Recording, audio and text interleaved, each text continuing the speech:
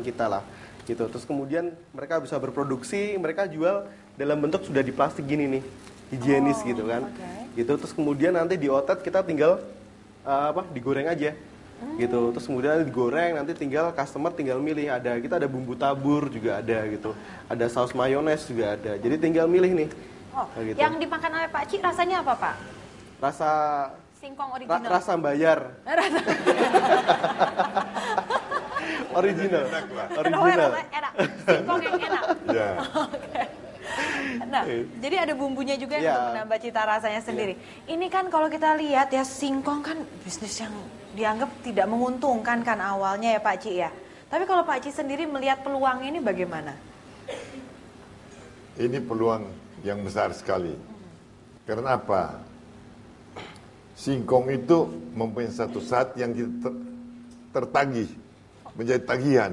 Buktinya orang Irian Jaya, walaupun datang ke Jakarta, dia minta singkong, bukan nasi. Kedua, ini dari bumi Pertiwi sendiri. Kita bisa menghemat devisa. Kita tidak perlu harus mengimpor kentang. Jadi ini betul-betul satu ide yang cemerlang. Oleh karena itu kami mengagumi saudara Firman ini, dan kiranya menjadi contoh bagi kita semua. Begitu banyak produk alam Indonesia yang mempunyai potensi kita olah dan akan berhasil. Jadi punya hari depan yang hebat. Luar biasa. Ini ada pertanyaan, dibilang pertanyaan usil, enggak, pertanyaan iseng deh saya bilangnya. Mas Firman 27 tahun sudah menjadi tahapnya seperti ini. Kalau waktu Pak Ci usia 27 lagi kayak gimana tuh? Saya umur 27, berarti itu masih mahasiswa. Oh, masih mahasiswa. Masih mahasiswa. Di ITB. Saya mulai berusaha umur 31 tahun. Oh. Jadi memang ini dia luar biasa ini. Ya, luar biasa. Sebaiknya kalau mulai usaha dari usia berapa sih Pak Ci? Sebaiknya kalau kita ajarkan entrepreneur dari taman kanak-kanak sampai universitas, itu kurang lebih 20 tahun. Sudah bisa mulai menjadi entrepreneur. Tidak usah menunggu. Seperti beliau juga. Beliau kira-kira juga mulai bekerja umur 23 tahun, 24 tahun.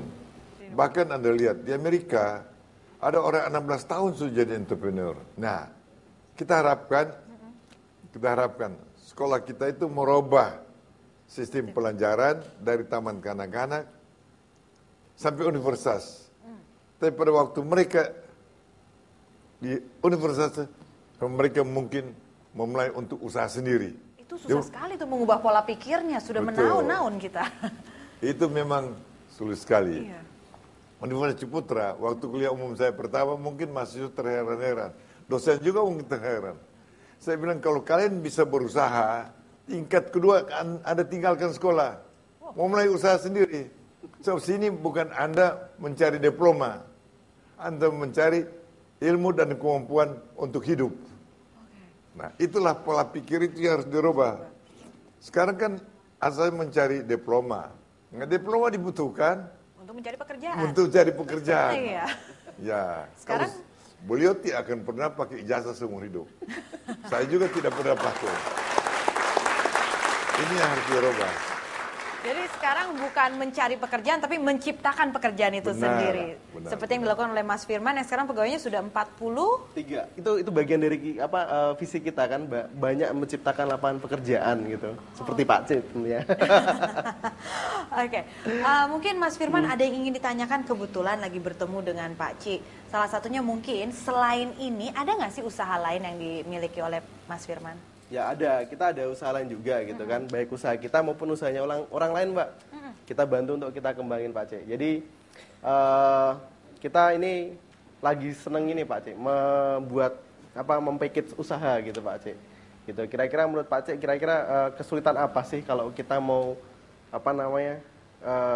menjual usaha dan kemudian kita mencari solusinya?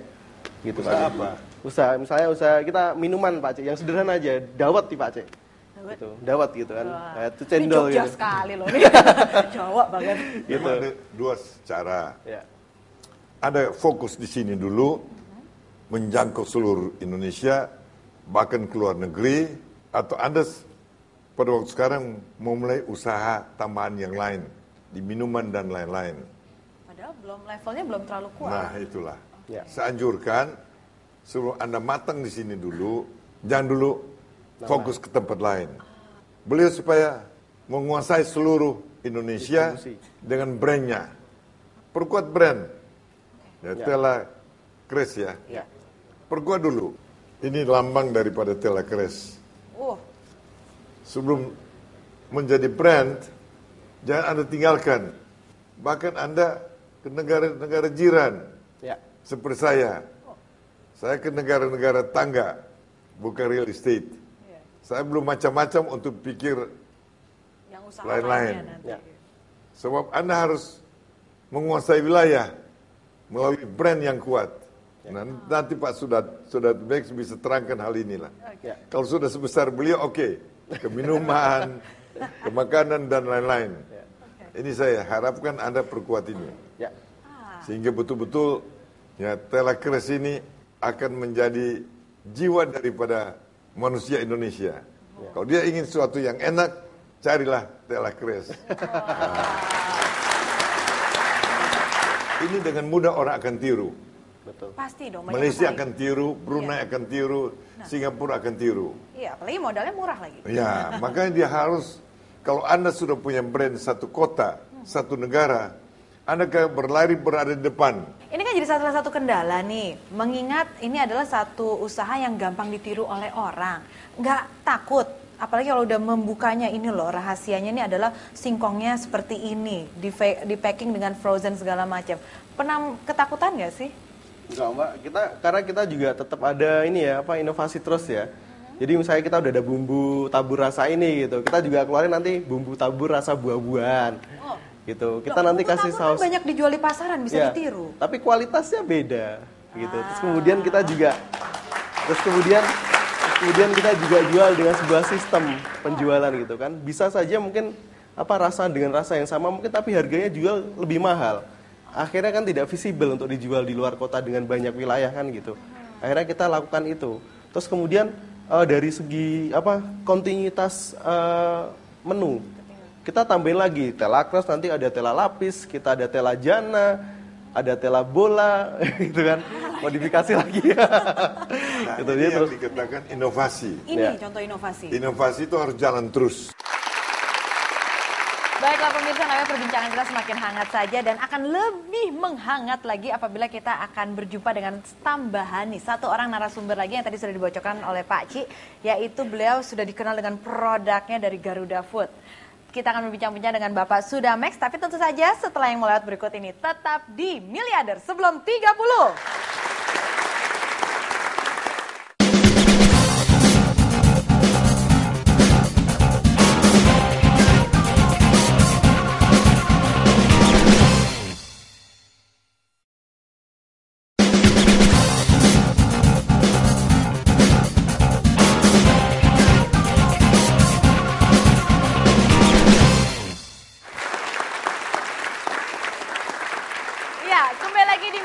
Sebelum 30, di mana sesuai janji kita akan menghadirkan seorang narasumber yang usahanya, aduh ini mah kalau Anda mengaku sebagai warga Indonesia pasti sudah tahu produknya dan pasti sudah mencicipinya. Tidak mungkin tidak.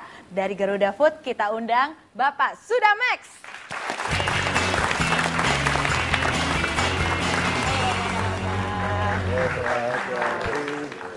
Wah, ini kesempatan yang luar biasa sekali ya Mas Firman, dikelilingi oleh para senior.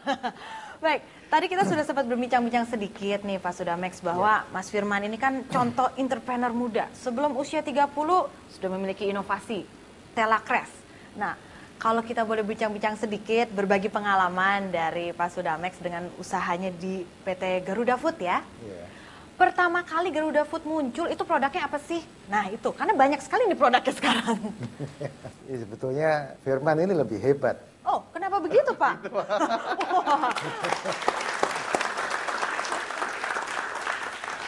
Saya ini umur 27 tahun. 27 tahun? Baru lulus. Dan baru mulai bekerja. Baru mulai bekerja. Nah, pindah jadi pengusaha pun baru umur 35 saya. Dia umur 27 sudah mulai terkenal sekarang.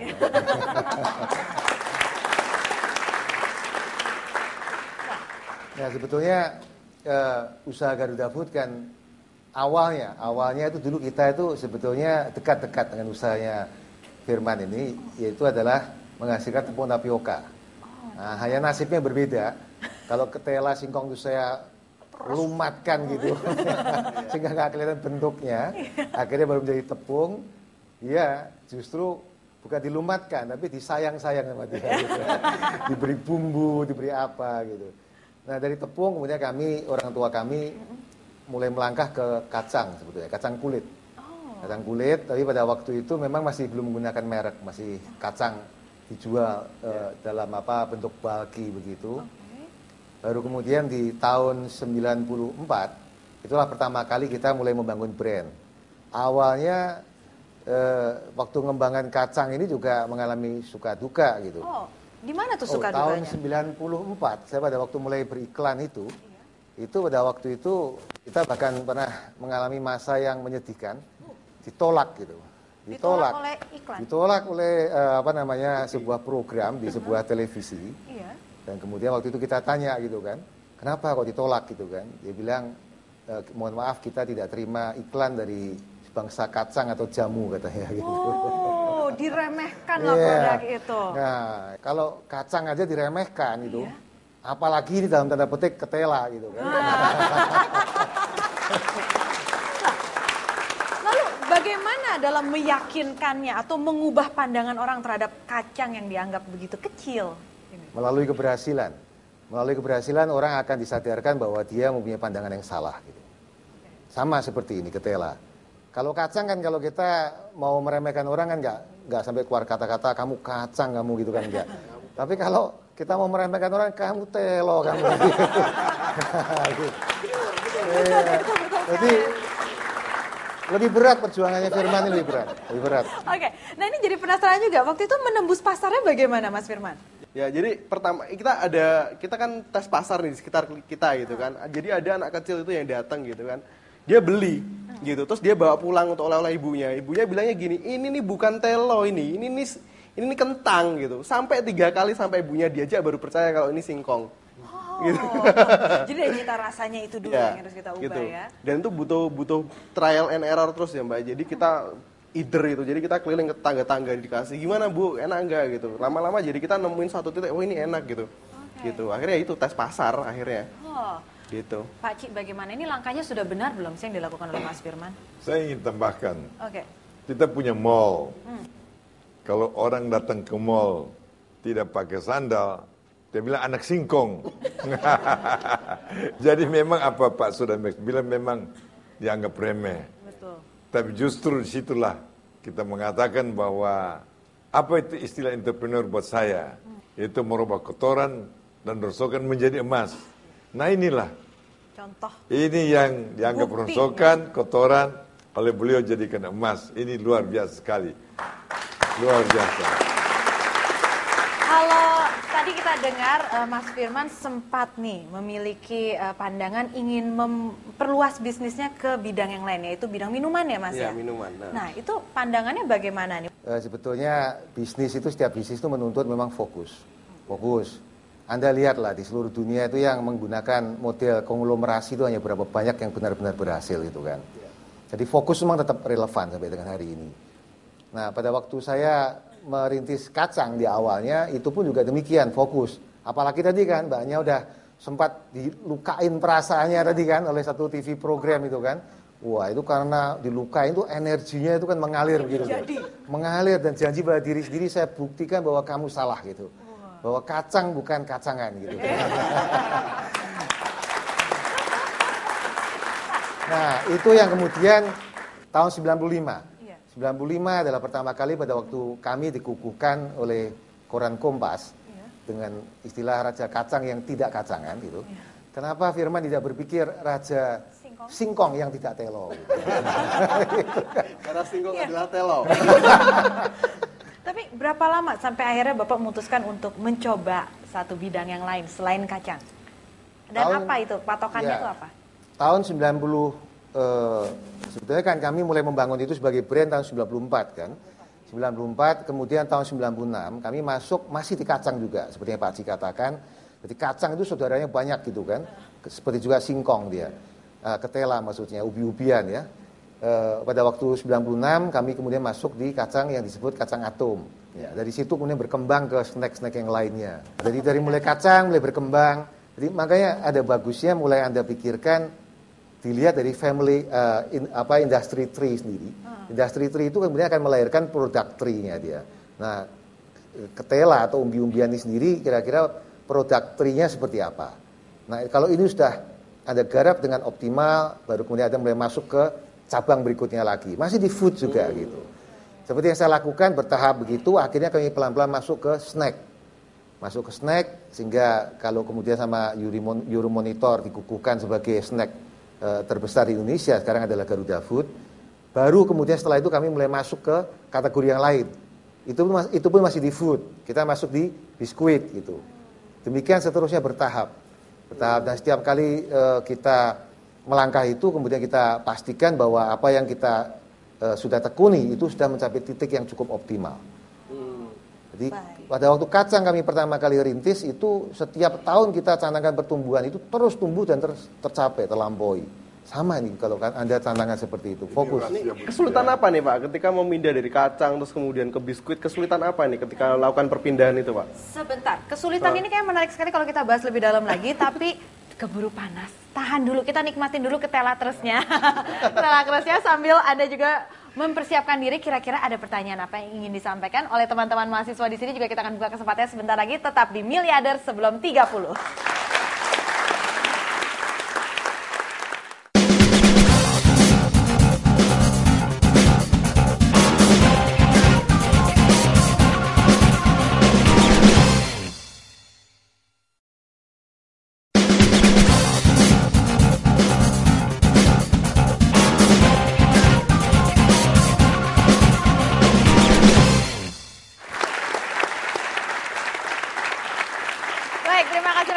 Anda masih bersama kami di Miliarder Sebelum 30. Nah, tadi sebelum kita menutup segmen terakhir ada satu pertanyaan dari Mas Firman kepada para maestro kita di entrepreneur ini. Silakan.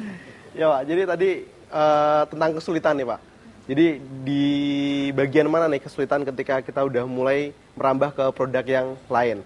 Terus tadi Pak Sudamek juga menerangkan tentang kalau kita sudah optimal baru kita melakukan pindahan. Nah, ini warningnya mana nih Pak, yang untuk yang optimal ini seperti apa gitu? Sampai angka berapakah, ada patokan khusus atau apa? Ya, pertama kalau Anda mau berkembang ke produk yang lain, ada dua hal yang mesti diperhatikan, internal sama eksternal. Internal itu berarti Anda berbicara mengenai innovation